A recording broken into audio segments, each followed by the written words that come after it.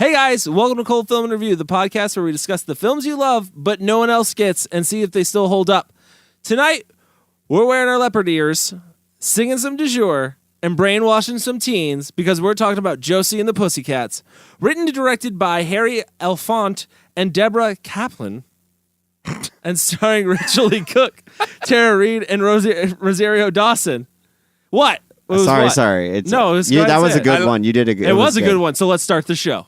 Kaplan. Your Hollywood system stole our sex and co-opted our violence, so there's nothing left for our kinds of movies. I did not hit her. It's not true. Klopex? Up yours, baby. Me and Bubba, my little brother, listen to you every night. Where in the hell are we? I have come here to chew bubblegum and kick ass. And I'm all out of bubblegum.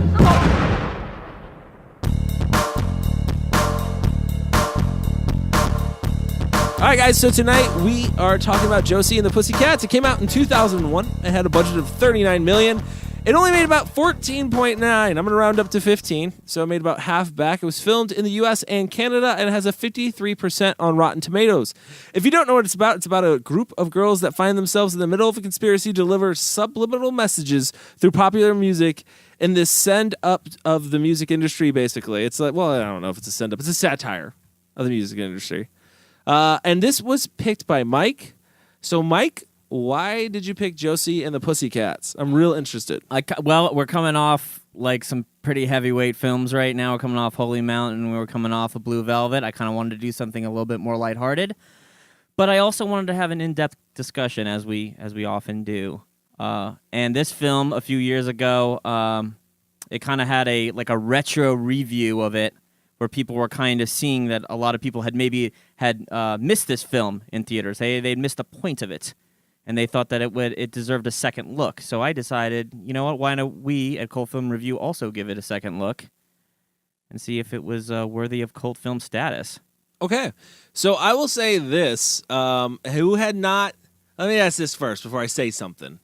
Who had not... Yeah, right? Who has not seen this movie before? I hadn't seen it before, no. You hadn't seen it before? So you just saw this now as an adult, and you've... Nope, never saw it. And you never saw it. Why?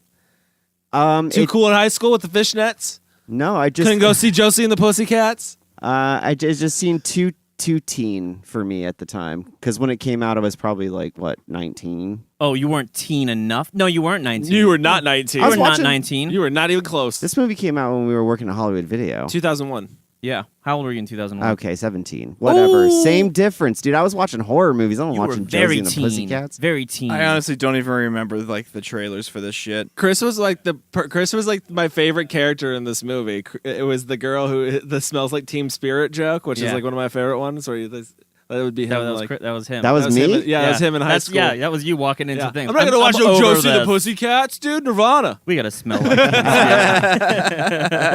that. But that's the great thing about, I will say about this movie, that I didn't pick up the first time I watched it, which I don't know if you guys did, is the satire. The first time I watched this movie, I did not catch on to the satire. Did you guys catch on to it the first time you watched it? Yeah, right off the bat. Yeah, definitely. I felt it was heavy-handed, but it was in a good way. It was funny. I think it probably because I'm older. I saw it right away, and I've seen enough movies that do the same kind of thing by now that I recognized it right away. It was so heavy, like you said, heavy-handed that it was... Actually, at first it threw me off, with all of the branding that you see on everything. I was like, why are they doing that? And then once it started popping up in every single scene, you just know right away. Yeah, well, I'm trying to think of I want to say the first scene you see all that branding is on the plane with the target, right? Mm-hmm. The target symbol. I just remember seeing that. The first shot was oh, there's a target. There's another one. Oh, I see what they're doing here, because it was the fucking inside of the plane was a giant target. Logo. It's I think that's the crazy thing is when I saw this movie, I saw it probably around 2001 when we were working at Hollywood Video, and I did not catch on to it. I just thought it was another. I'm here's another dumb teen, stupid girl movie. That's what I thought. Well, I mean, in terms of the advertisement, I mean, I don't. They probably didn't know how to market it because, if I remember correctly, I'd probably say my emotional responses to the trailer was oh, it's just a teen girl movie. Well, and that's what I think that's what it's trying to make fun of and portray, which it does beautifully. I was thinking while watching this about the marketing of it, because I do remember when it came out, and it was just a very generic cover, just 3 girls on the cover. There was nothing special about it. It was just like marketing to the masses, right? Which I thought was kind of funny, because this movie is all about marketing to the masses. Yeah. But the way they marketed the movie, the movie's not actually, it kind of, like you said, parodies on that. But the way they marketed the film was exactly the point they were making. And this isn't written down, so we can discuss it now. I almost wonder if the studio wasn't in on the joke. I gotta imagine they probably weren't. I think it's less a question of whether or not they were, and more so, hey, look, we still have to make money off of this film. Let's just market it as the stuff that's selling right now. Because this is not the first film to do this, where it's been. You go to see you see a film and you don't know that it's like a really avant-garde or like a kind of a satire or something, and then you go and you find out it is, but the whole time, the trailers, everything has been showing it as like a romantic comedy or something like that. Yeah. I feel like this film works better after the fact, because during the time, all of that stuff was really popular. All the boy bands and like the whole idea of that, the pop marketing, pop acts, all this stuff. And so maybe that's why people didn't get it right off the bat, was because they were immersed in it at the time. But now you look back and you're like, oh, that's stupid. Like, yeah, that was a thing. Well, no, and that's the thing too, is I think they did it with, not only did I think they do it with the music industry and consumerism, I think they did it with they obviously had a target on clothing also. I think in general. I think it was definitely trying to make fun of the style that was going on. Yeah, I don't know, they hit so many things perfectly, I feel like, with calling out just the media and pop culture industry. I feel like, I don't know. That's the thing is, though, I couldn't tell if they were calling it out or if they were like, here's what I thought when teenagers went to go see this movie. I feel like it was almost a warning to teenagers, like, you're susceptible to this and you don't even know it, but we're going to show you how extreme it can be, because sometimes you have to slap somebody in the face with something to be like, wow, that is kind of how it works. Mm-hmm. I'm going to say ding, ding, ding, ding, ding. But I also don't think that, I think that they were so immersed in it already at the time that it didn't seem like it was that far out of the park. Like you said, you saw it in 2001. I also saw it in 2001. I believe I went to go see it in theaters, I think. And, I don't remember recalling thinking it was a satire at all. Yeah. I think that things were so big and colorful that when you watched it, it was easy to miss the satire because you were already immersed in it. You were already one of the teenagers in the movie they were making fun of.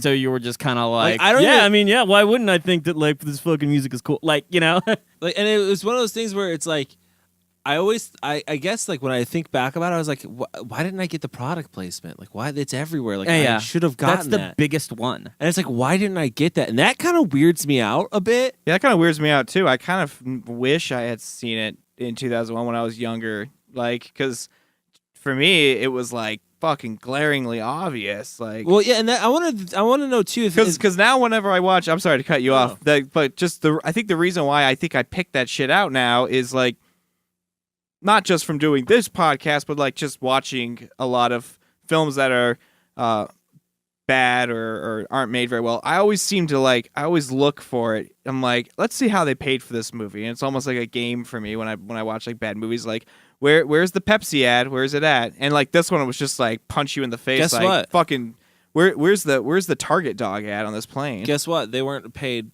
a single dollar for any of the advertising. That was going to be my question, was did they pay for this movie through advertisement? Nope. They just wanted to make a point. So do you think it's because that the businesses that were putting their logos in the film knew damn well what they were trying to do? And they were kind of like, I don't know if we want to put because they have to get they there's no way they could release the film without the permission from the company. See, that's what I'm saying. I don't think people got it. I don't think that. Like I said, I don't think the studio got what they were doing, because again, think about it. This is a Josie and a Pussycats movie. Also, this is already a commodity, a name. Oh yeah. And something like that you're gonna try to like. Most studios are not gonna go, you know what? Put your message in it about consumerism. Mm-hmm. That's what we want to say. Studios aren't going to say that. But they probably wouldn't have pitched it that way to them. No, that's what I'm saying. They probably would have been like, hey, we're doing the Josie and the Pussycats movies. You know Josie and Pussycats, right? From the Archie comics? Yeah, you know it. Hey, Pepsi, you on board or whatever? Like, I'm surprised. I would imagine that's how they would have pitched it. because you still have to get their okay to even put their image you, in the you film. have to. Well, I know they got MTV's okay with it because Yeah. of Carson Daly dating Tara Reid. And I was going to ask that question too, because it seemed like there's some inside jokes going on there. I mean, they were dating at the time. I think they were either dating or engaged. They were dating at the time. There's actually are we getting into like this part of it? Yeah. No, I'm just. Well, I mean, because there's actually quite a few inside jokes that I think people miss. With Carson Daly? Yes, but there's another one too. Okay, so before he dated Tara Reid, he had a pretty publicized romance with Jennifer Love Hewitt at the time, and everyone and before Tara Reid had started dating him, they had gone through like a pretty rough breakup where they were kind of talking a lot of shit to each other in the media. And there's a really weird scene where Tara Reid comes out of the shower, and it's the exact same scene from I Know What You Did Last Summer. It's written on the mirror and everything like that. And she's essentially playing her character. That's so funny. that had to kind of be an inside. I think it's an inside dig at Jennifer Love Hewitt. You know what this conversation just made me feel? Made me feel very happy that I didn't have cable at this time of the year because you know so much about Carson Daly's life. Well, it frightens me. I'm old enough to remember. Like I watched all of TRL. Dude, TRL. I never had it. Didn't have MTV. You know what you were missing with TRL. I mean, yeah. I lived in an era. I lived in an era where MTV actually. I mean, to cliche enough, actually played music on TV. Yeah. Well, but this is. Well, we lived in the same basic era, kind of. You're a little older. I'm older, but I'm old enough to have wanted to watch. I think TRL. some of that stuff. I watched a lot of TRL. Well, TRL was also, like this movie is saying, the downfall of MTV, I would say. Like, that's when it started to go less music and more shows. Like, it was. Shows was that TRL era. Where they'd only play ushered it in. 20 seconds of the music video Yes. and go back. Yeah. Oh, number one music video is this. And then they show, like, that was it. Over. Great. Great. Watch it at midnight tonight after all of our other shit shows. Yep. Right. Agreed. 100%. That's when the TRL was doing that. So let's take a break. And then when we come back, we're going to talk more about Josie and the Pussycats. Wyatt? Yes. Could you maybe talk to Marco about him always doing my face? You remember in the what video I established the face? Well, ever since then, every time you see Marco, he's doing the face, and it's mine. You look at him on TRL. Hi, Carson. You look at him on the Kids' Choice Awards. This is ours, thanks. And then right here on the cover of 17 magazine, hi, little girl, beauty secrets. It's my face. It's my face. Oh, hey, Travis, am I doing your face? Cause God forbid I do your face, because it's such a good face. Boys. It's my face.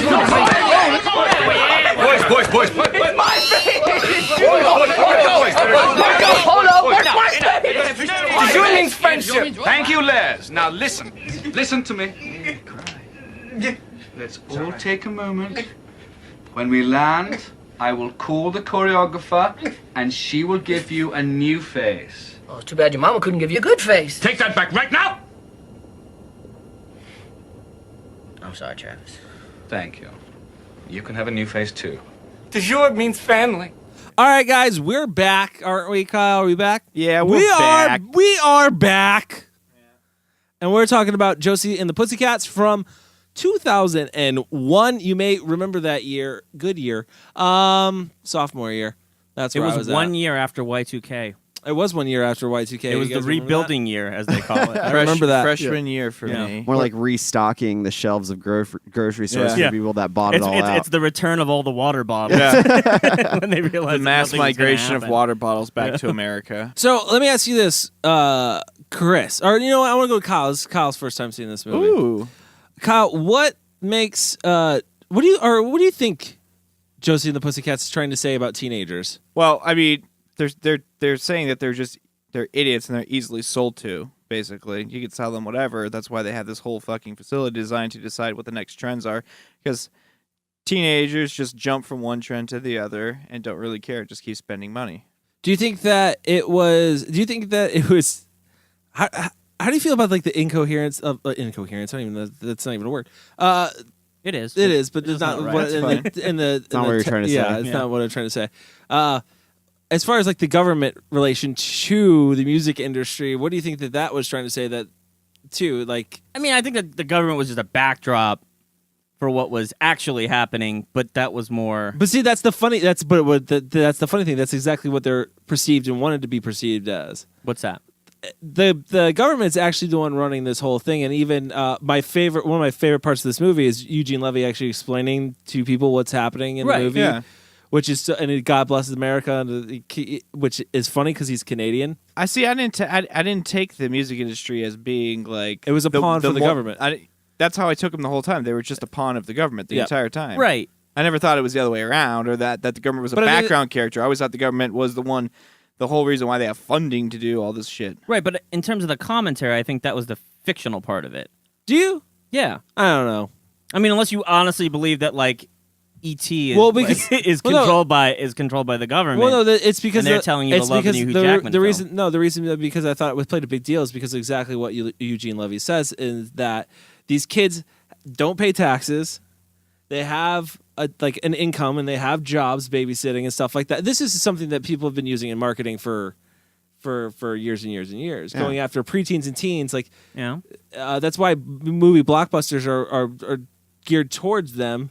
Because they have indispensable income, basically. And he's saying that it feeds the economy, and what's good for the economy is good for America.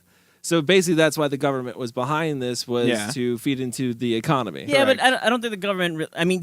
it works really well for a film, but it's unnecessary in reality because the fact of the matter is companies are always trying to put money in their pockets. They don't need the government to try to help them do it. I get what... If you walk up to a guy and say, would you like to be a billionaire? Sure, I'd love to be a billionaire. Like, okay, well, I'll just sell my product as I am. I don't need the government ushering and helping me out. I mean, they do. They don't get me wrong. They do to some extent. But they did it for the good of the economy. But I think it's more. I think it's the other way around. I think corporations need government help to make more money, not that the government needs more money, so they help. No, I didn't. I don't really. I mean, if you want to stamp some kind of conspiracy theory on the inclusion of the government in this movie, I would put it more so as the government is helping this program because they could see the value in terms of maybe dumbing down the youth of America going forward.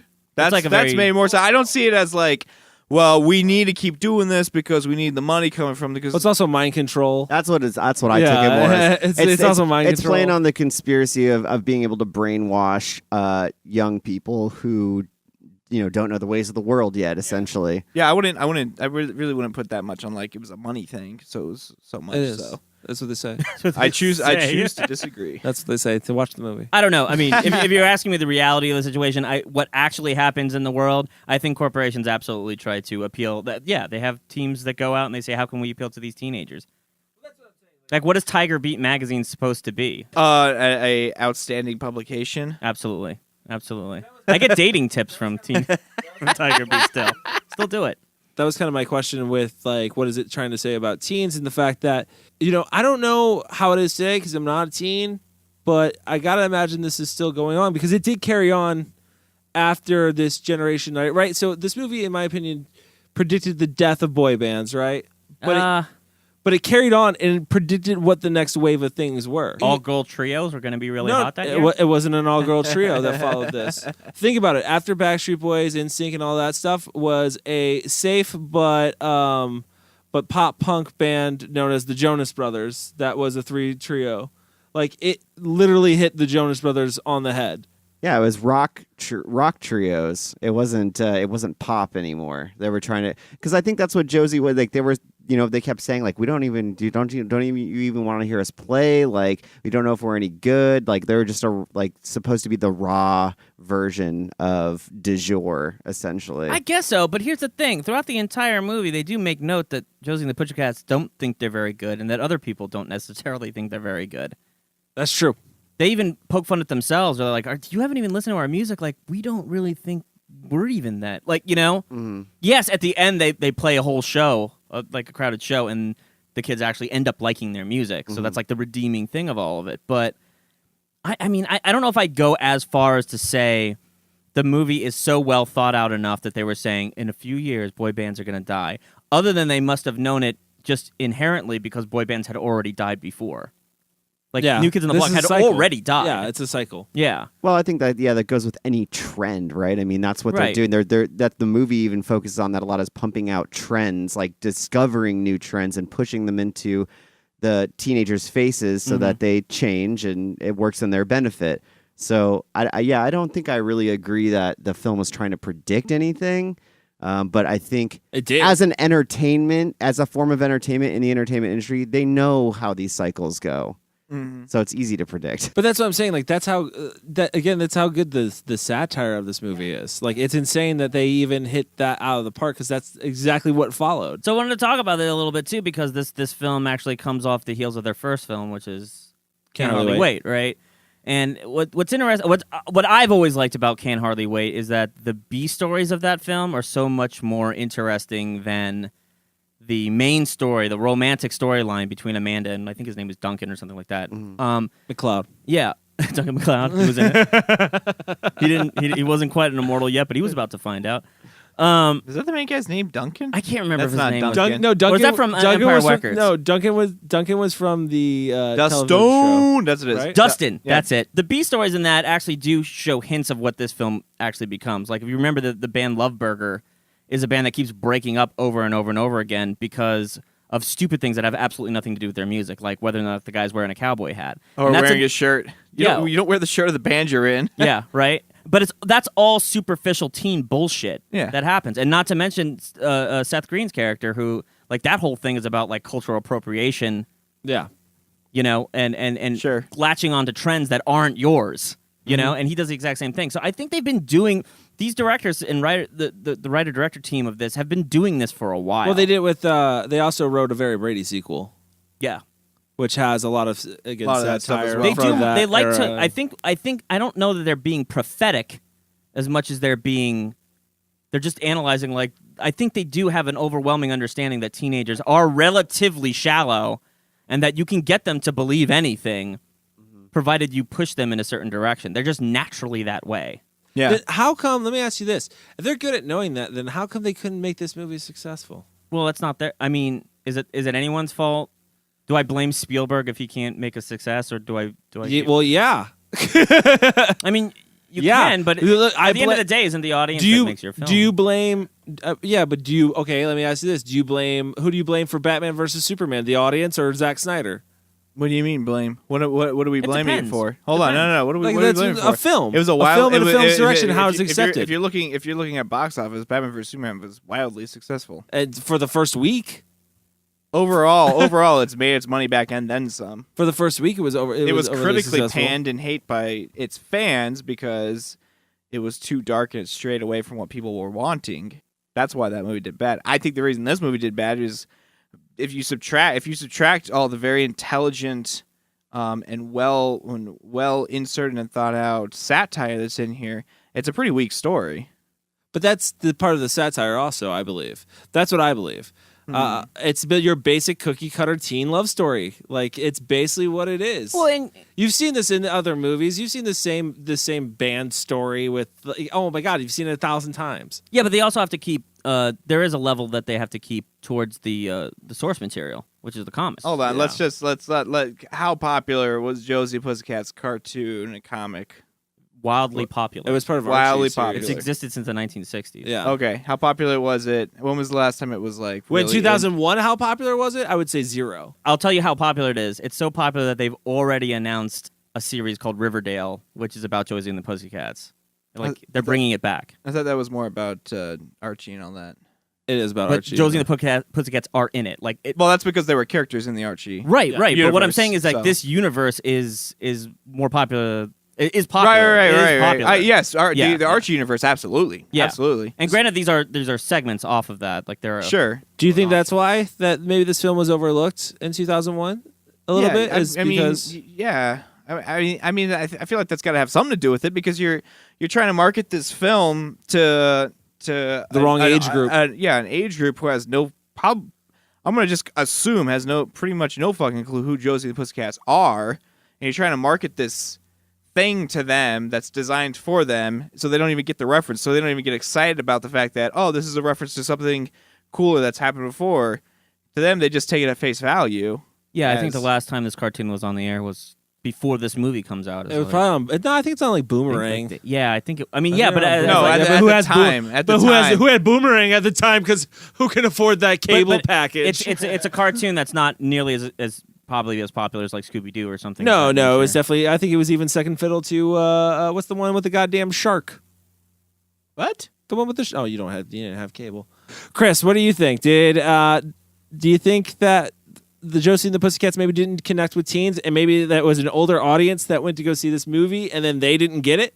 Because that's what I think. I think they were just trying to revamp it. They were trying to bring it back. It's the same thing as why they keep remaking old films now. They're trying to. It worked then. They want to see if they can work it now for this generation, and they were trying to make it work for that generation. And I think it did on a music level. I remember hearing all these songs like on the radio and stuff, but I don't think the movie really stuck with the teens. I think the music did probably a bit more. Well, I wonder if that's because of what you and me, Cody, what we've been talking about, is the fact that at the time, yeah, kids are not going to get the satire of it, so they're just like, this is just a dumb teen comedy, just like all the other ones I've seen. And then older generations who were reviewing the film were giving it horrible reviews because they also didn't get it because they couldn't connect with the satire. And that's the other thing, too, is like the terrible team, like you got to figure, like, with this 2001's got to be around like American Pie 2 or 3. It is. American Pie 1 comes out like 99 or something like that. Yeah. And so you got to have those, which are like your hard R teen comedies, which is making a comeback with that series alone from the 80s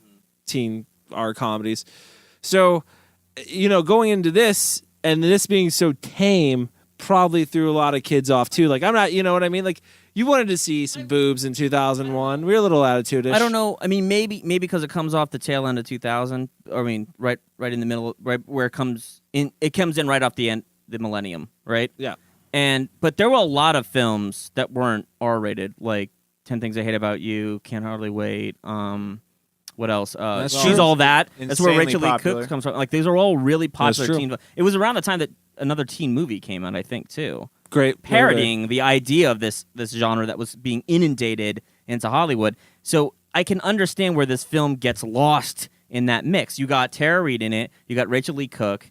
Two huge stars at the time. Both coming out of films that we just mentioned as films that came out a few years right before this film. Yeah. So to everyone's, to what it looked like from the outside, yeah, it probably looked like, oh, here's another fucking stupid teen film, and not realizing that it was a big satire about that very thing that that didn't want to see maybe anymore. This is the best! I love this song! Oh, it's their best ever! If I don't buy it, everybody's gonna hate me! Totally! And I also want orange shoes. Yeah! Orange shoes are so much cooler than these stupid pink shoes. You guys! Orange is the new pink! Yeah! I am sick of my Reebok sweats. I need some Puma sweats. I gotta buy a 6-pack of Zima. Dude, you don't drink. I think I should start.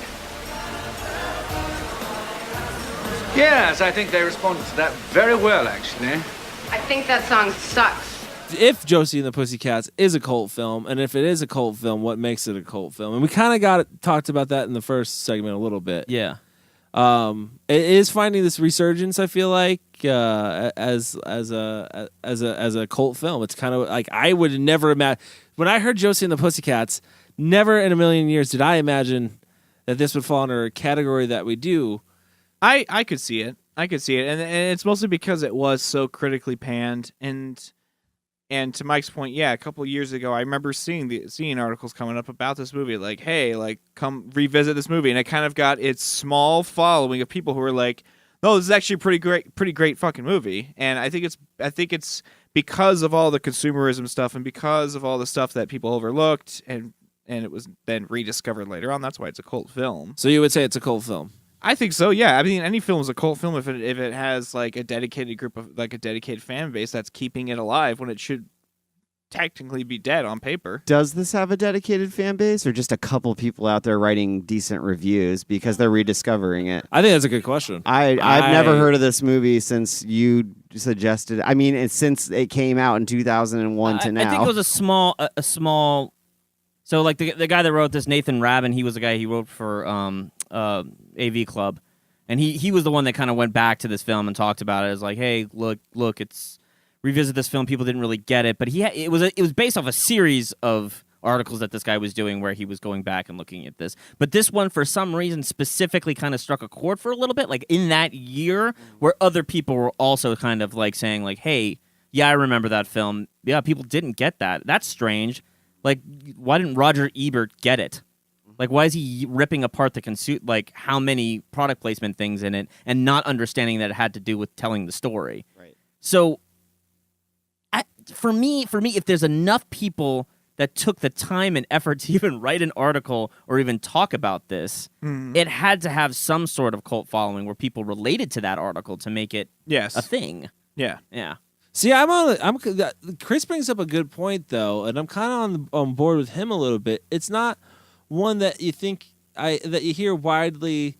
Like, I think people are going to listen to this episode for the sheer fact to go, why the fuck are they talking about Josie and the Pussycats? Probably. Yeah, I would agree, because I don't think that... I mean, if it does have a cult following, it's an incredibly small one, and the question... I feel like it's on the tipping point, you know what I mean? Like Congo. Like, if this doesn't... if it doesn't continue, if it doesn't keep the interest of people, if people aren't still having the same conversation now, which I guess is why I kind of picked this in 2016, if you're not still having this conversation now, this movie will die and people will forget it. Yeah. Like... I don't know. See, who's still in the public eye to even talk about this anymore? Rosario Dawson. Like, I don't know. Tara Reid's still banging out movies. Sharknado's like nobody's business. Sharknado 5 is coming out soon. That's more of a cult film than this movie is. The cook has left the building, but this movie destroyed her career. Basically. Did it? She didn't have think about it. She had no leading role after this movie. Name one leading role after this movie. Yeah, Rachel Lee Cook. I mean, it didn't. I wouldn't say it destroyed her career. She's still doing TV. She's still doing TV, but she hasn't had a leading role. And if she had no leading roles after this, well, film. It didn't hurt Rosario Dawson's career. She wasn't the lead. She wasn't carrying the film. This was being carried by. She was Cook. she was the second lead. Yeah. She has a naturalness to her where the other two just don't. To me, I cringed a few times at Rachel Lee Cook's performances. Like, especially, do you remember when she's like working on the car, and the guy that she's got a crush on is like over there, and she's getting all nervous and stuff. I swear to God, I thought she was having a seizure. Like, it looked painful. She was her. like trying to act nervous, and it just came off as like almost like she had like a brain aneurysm or something. It was very strange. It was not good. And Tara Reid, I think maybe people just got burned out of her dumb blonde act, honestly. Well, now, but at the time, no. Because this was before... Yeah, American Pie, she doesn't play it yet. And you gotta realize, like, at the time, they weren't burnt out by her. This was one of her career. Yeah, this is like the peak of her career. Because after this was My Boss's Daughter, where she still continued. I don't playing. remember Don't that. know about that movie. I don't even know what that movie is. With Ashton Kutcher. Oh, yeah, another forgettable film. God. I was too busy watching Holy Mountain at the time, really getting in touch with my senses. It's true. When this came out, I was watching Pink Flamingos, not fucking Josie and the Pussycats. Oh my God, you're so cool, dude. You're the coolest guy I've ever met. Oh my God, you're so cool. I'm sorry. I'm sorry that I like to explore movies that make me expand my, thinking. And this movie didn't? No. Hell no. Can I ask a question? Yeah, go ahead. I'm gonna go around the table here. Yes. Cody. Yeah. Who's your favorite Pussycat? It's gonna be Val, played by Rosario Dawson. Okay. See, I know the characters' names. I Kyle? watched the film. Val, played by Rosario Dawson. Okay. Mike? Oh, man. Yeah. I mean, probably Val as well, because it's interesting when you go back to the actual comic. Apparently, Val is supposed to be the smarter one of the trio. She's supposed to be scientifically involved. I like how me and Cody gave it one word answer. Well, I want to give. I want to give some background to this, because we haven't actually discussed a lot about how this relates to the Archie comic. I mean, they didn't get this film because they were like, "Here's an idea. It's an entire satire on kids, but we're just gonna call it Josie and the Pussycats." I imagine when they pitched this film, "Hey, we're doing a Josie and the Pussycats remake. Let's rock this thing." And they're like, "Sure, we'll do it." Yeah, we did Kill Harley Week, great teen comedy, right? Yeah, you guys are perfect. I don't think that they knew that they were going to do this to this film. I agree. Well, I just asked who your favorite character was. Yeah. And the answer is Val. Okay. Mine is also Val. I mean, just because she's the most natural actress in the film, and she does play she plays the middle ground between half-retarded Tara Reid and seizure having Rachel Cook. Yeah. Well, no, and she plays. You think about it, her character. Yeah, I agree, Chris. Her character has the most character development. Mm-hmm. She gives the most heart too. I mean, Rachel Lee Cook has her moment when she comes to her senses and takes the headphones off and stops listening to the brainwashing music. But overall, Rosario Dawson is like the glue of the group. essentially. I think the Cook's Rachel Lee Cook's her best acting part was actually when she was brainwashed and she tells. She turned into a bitch. Yeah, huh? Yeah. That was like her best. That was her best scene in the movie, honestly. Also, by the way, a little known fact. Well, not little known. Probably somebody knows. Huge known. Valerie ended up marrying Archie in the comics, having a kid and stuff. Oh, good for them. Yeah, there you go. So there you go. I don't know. I don't know much about the comics, honestly, and I didn't look. I didn't feel like it was necessary to look into the comics for this movie because I felt like the comics only related to it in character names. I agree with that. I agree. 100%. There's very few things that actually really translate over too much. There's but like nothing. no. There's the band. I agree with Cody. It's really a name. There's some actual plot points that actually exist. Yeah, the in the background, love story. The love story, but there's Alexandra, who is the twin brother and sister that are promoting her. She actually in the comics has a huge crush on L&M, and that becomes a big conflict throughout the entire comic, and they translate that over. Well, that makes me want to bring up the supporting characters in this film a little bit. They're we talked about fantastic. Eugene Levy already. Alan Cumming we didn't really talk about, but he was fantastic. Yeah. But my favorite, Parker Posey. Parker Posey's great. Dude, she's amazing. She played like an 8-year-old spoiled child. That's exactly how she played that character. So I want to get into the technical stuff real quick if we can, and just go with some of the stuff. So first off, I feel like we have to talk is the music. If you don't know, this soundtrack went gold, which I think you have to sell 1 million copies for gold. Hey, you know what? Yeah, I'm not gonna lie. 3 Small Words. That's a good song. That's There's a lot of good ass songs. There's a lot of catchy ass songs on this like it. soundtrack. Yeah. Like there's a lot of them, and they're good. And it's weird. Like I was like, well, the soundtrack seems like it was a little more successful than the movie. I think it was. Just so you know, a gold certification, 500,000 units. All right. So it sold over that, I believe. I think it sold 1 million. It probably did. What's platinum? I don't know. I didn't go platinum. It's No, not it that didn't. good. But I'm just curious. It's not that good. Okay. I thought the music was pretty solid. Obviously, it's not Rachel Lee Cook singing. It's Kay Hanley. What? It's not her. No, I'm just kidding. She actually is probably the best lip singer in the film. Probably. Chris wants to knock her for having seizures earlier on in the film, but her lip syncing is pretty phenomenal. I would say her guitar playing seemed pretty good too. Maybe she knows how to play the guitar. Yeah, her and Rosario Dawson had the most believable music playing. Yes, they could have hid Tara Reid's a lot better than they did. Well, I wonder because we keep talking about how this movie failed at the box office, but obviously the music side of it was successful.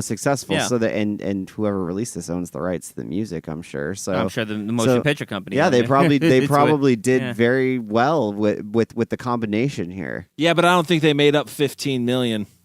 So if Rachel Lee Cook wasn't singing the songs, then who was? The name of the singer was Kay Hanley. She was in a band called Letters to Cleo, which actually has a history in other teen comedies. Okay. Namely, 10 Things I Hate About You was Julia Stiles' favorite band that she had to have to go to prom. Yeah. She was like her feminist band, right? Yeah, it was like Didn't they play on the roof at the end? Yeah, they did. Yeah. They did. And then they also did a song on The Craft. I'm not sure exactly which one it was, but they actually have been steeped in. They seemed like a band that was doing Hollywood movies for a while. When you're shooting a teen comedy, you call up Letters to Cleo, Cleo. Apparently, Letters to Cleo was the Smash Mouth before Smash Mouth. Probably, yeah. Or the Smash Mouth of teen comedy. There you go. Yeah. Well, isn't the Smash Mouth really the Smash Mouth of teen comedies? It is. I don't know how many teen comedies have they been in. Didn't Smash Mouth do Can't Hardly Wait? Didn't they do the song from Can't Hardly Wait? I think they did do one of the songs from Can't Hardly Wait. I can't remember which one though. I don't know. It's the main one, I think. So you didn't enjoy any of the cinematography? I enjoyed some of the cinematography, like the shot I mentioned earlier with the house. The house is all having the same car, then leading into the trailer part. I thought was very creative. There's a shot that they use in this, and I feel like it's a bygone shot. They don't use it a lot anymore. But when you want to show like manic psycho craziness, you go way wide. Like you take a big wide angle lens, and then you get real close. Like those 3 teenage girls that at the beginning absolutely hate Josie and the Pussycats, and then absolutely love them. The fisheye shot, huge fisheye shot. Yeah, I don't see that anymore. That's a very 2001. That's a very 2001 thing. Like every music video, think about it at the time, had a fisheye lens. Seriously, every music video. It was I feel ridiculous. like this was kind of shot in that style. It is. absolutely No, think dude, it was. it's very It's MTV style for Oh, sure. hell yes. Like from the get-go. Wasn't all of Black Hole Sun shot like this? I can't remember.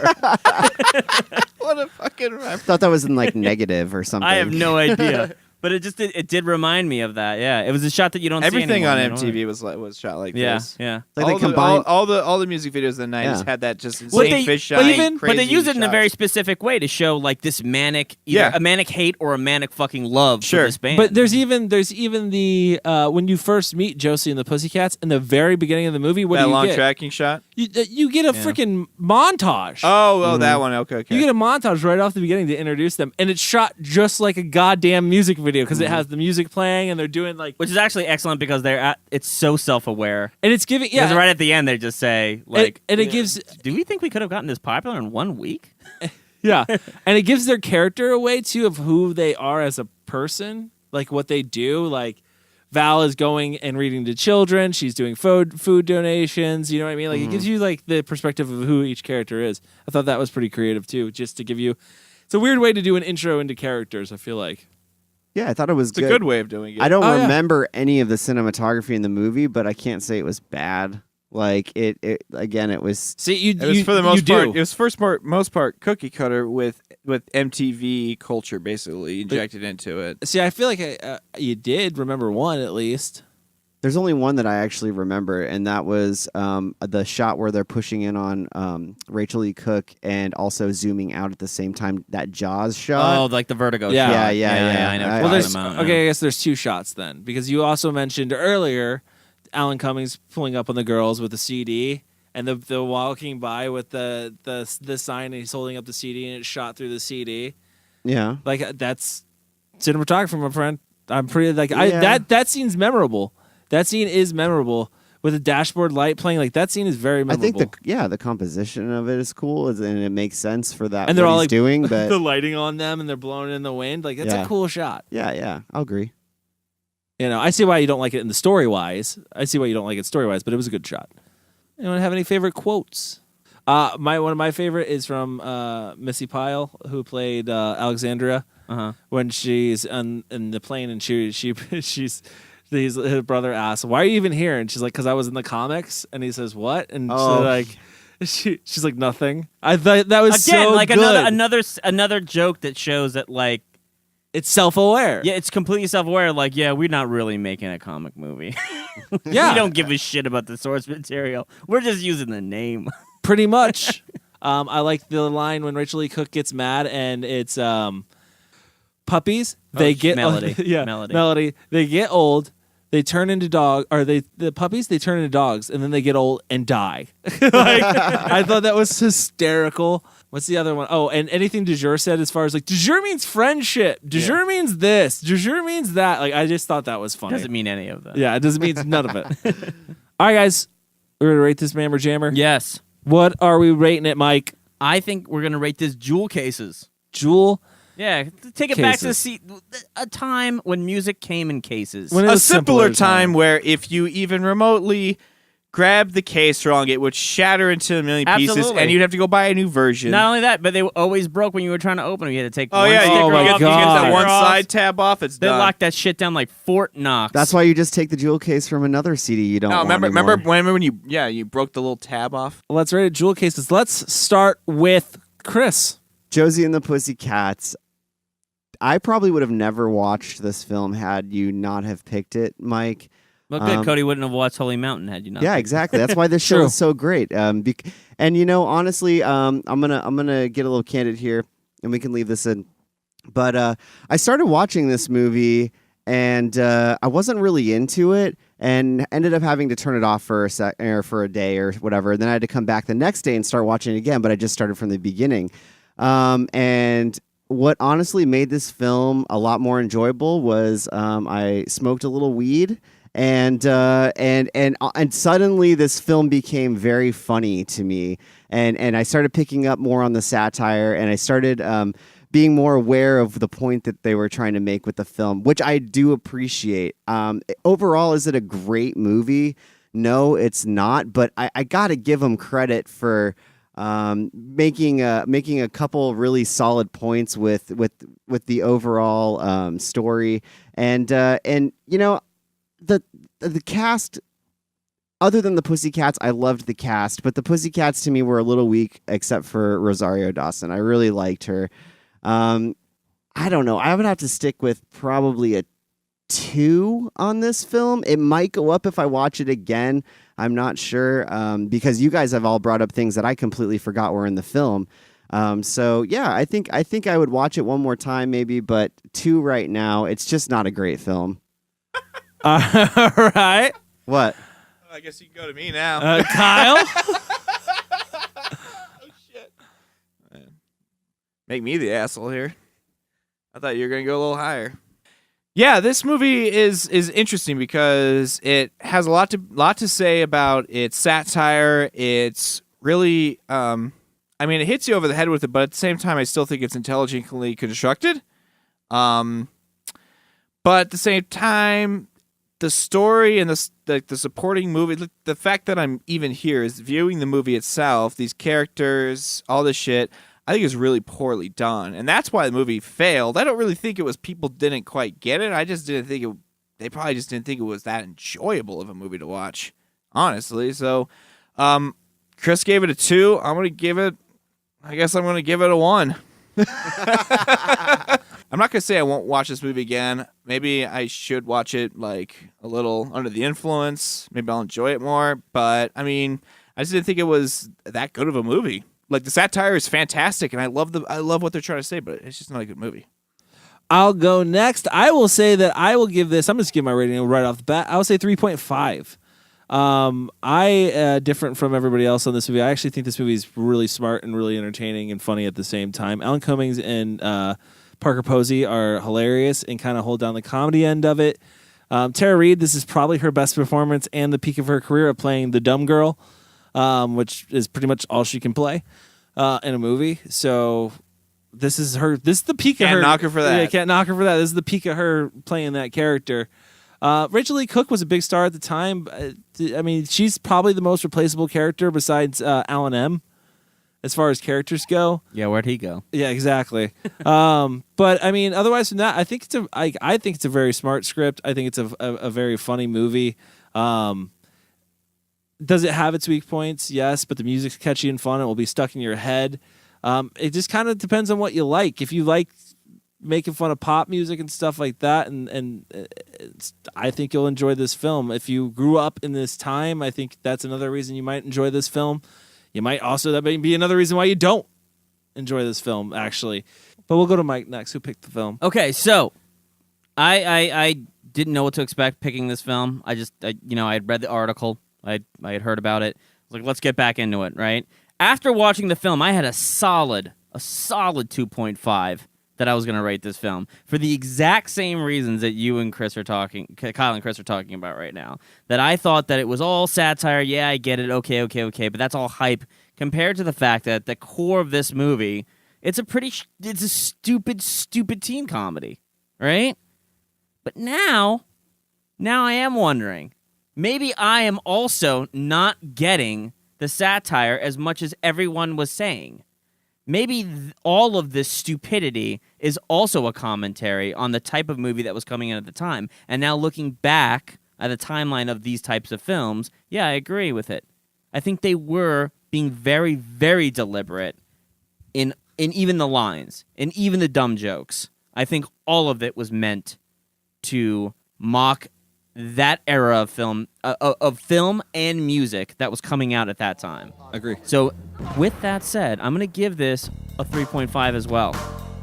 All right, guys, that's our show for this week. Hopefully you enjoyed it.